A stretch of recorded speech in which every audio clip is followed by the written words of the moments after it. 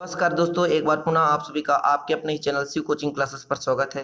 दोस्तों, आज की इस वीडियो में मैं कच्छ और कच्छक में अंतर समझाने वाला हूं।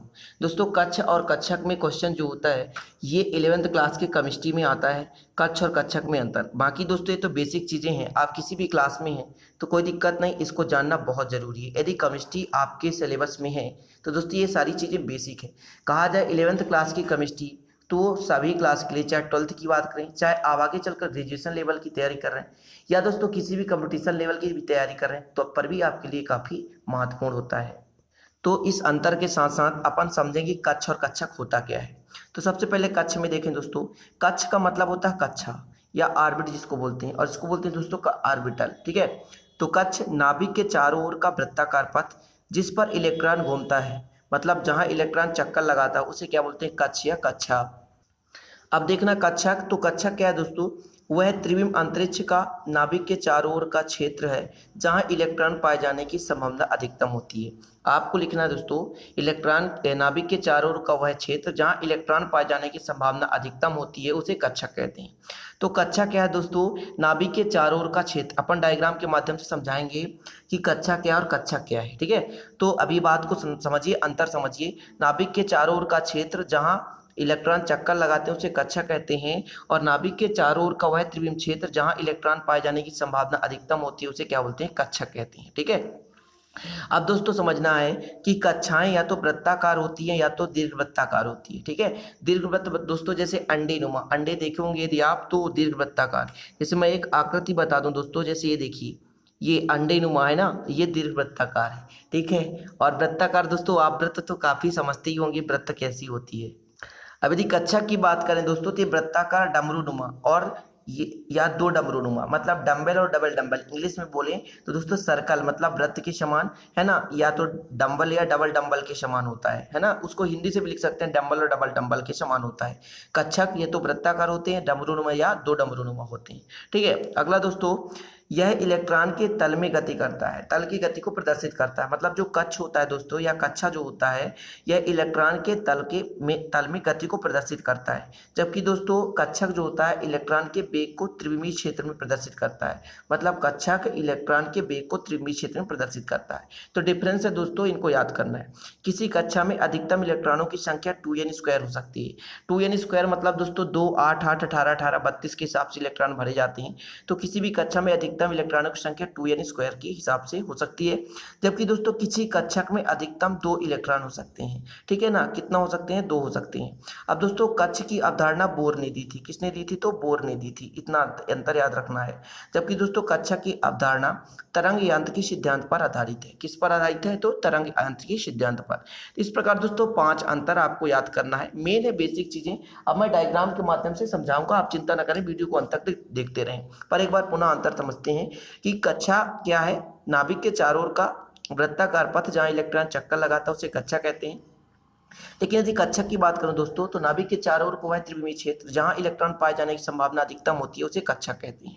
अब दोस्तों जो कक्षा होता है तो वृत्ताकार होता है या तो दीर्घवृत्ताकार होता है, लेकिन कक्षक होता है वृत्ताकार, डमरूनुमा या दो डमरूनुमा की आकृति, है ना। अब यदि कक्षा की बात करूं, यह इलेक्ट्रॉन के एक तल में गति को प्रदर्शित करता है, जबकि दोस्तों कक्षक जो होता है इलेक्ट्रॉन के वेग को त्रिविमीय क्षेत्र में प्रदर्शित करता है। अगला दोस्तों, किसी कक्षा में अधिकतम इलेक्ट्रॉनों की संख्या 2n² हो सकती है, मैं इसको अभी समझाने वाला हूं। ठीक है, किसी कक्षक में अधिकतम 2 इलेक्ट्रॉन हो सकते हैं, इसको भी मैं समझाऊंगा दोस्तों अभी। ठीक है, लेकिन अभी अंतर याद करें। कक्ष की अवधारणा बोर ने दिया था, जबकि दोस्तों कक्षा की अवधारणा तरंग यांत्रिकी सिद्धांत पर आधारित है। अब दोस्तों चलिए थोड़ा सा इनकी बेसिक चीजों को समझते हैं। तो सबसे पहले अपन को कक्षा समझना है दोस्तों। जैसे ये नाभिक हो गया, ये पहला कक्षा हो गया, ये दूसरा कक्षा हो गया, ये तीसरा कक्षा हो गया, ये चौथा कक्षा हो गया। पहले कक्षा को के से, दूसरे कक्षा को एल से, तीसरे कक्षा को एम से और चौथे कक्षा को एन से। के एल एम एन से प्रदर्शित करते हैं इनको हम, के एल एम और एन से प्रदर्शित करते हैं। तो ये दोस्तों जो नाभिक के चारों ओर का वृत्ताकार पथ होता है, नाभिक के चारों ओर का वृत्ताकार जो पथ होता है उसे अपन क्या बोलते हैं दोस्तों, कक्षा बोलते हैं। क्या बोलते हैं, कक्षा बोलते हैं। अब आपको पता होना चाहिए कि 2n² का मतलब होता है, जब 1 रखेंगे दोस्तों तो 2 आएगा, जब 2 रखेंगे 2 दूनी 4 दूनी 8 आएगा, जब n बराबर कितना रखेंगे 2, जब n बराबर 3 रखेंगे दोस्तों तो 18 आएगा, और जब n बराबर 4 रखेंगे तो कितना आएगा, 32 आएगा।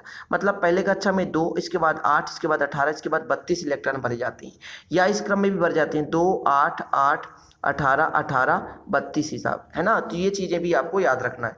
तो दोस्तों इसमें मैंने बताया अधिकतम इलेक्ट्रॉन 2n² के हिसाब से भरे जाते हैं। मतलब दोस्तों 2 हो सकते हैं, इसके बाद 8 8 18 18 32। अभी पहले कक्षक को K L M और N। अब दोस्तों ये कक्षक क्या चीज़ है तो समझना है, आपको पता होना चाहिए दोस्तों। इसमें उपकोष होते हैं, 4 उपकोष होते हैं, एक तो S और एक तो P और D और F। तो पहले जो कक्षा होता है दोस्तों उसमें एक उपकोष होता है, दूसरा कक्षा होता है उसमें 2 उपकोष होता है, तीसरा कक्षा होता है उसमें 3 उपकोष होता है और चौथा कक्षा उसमें 4 उपकोष होता है। अब बात को समझना है कि यस में एक ऑर्बिट, ठीक है, ऑर्बिटल, और पी में 3 ऑर्बिटल होता है, ये 3 ऑर्बिटल, ठीक है, 3 कक्षक होते हैं। डी में दोस्तों 5 कक्षक होते हैं, कितने होते हैं 5 होते हैं, कितने होते हैं 5। और एफ की बात करें दोस्तों तो इसमें 7 होते हैं, कितने होते हैं तो 7 कर लेना है, 7 कर लेते हैं, ठीक है। अब दोस्तों प्रत्येक में 2 इलेक्ट्रॉन भरे जाएंगे।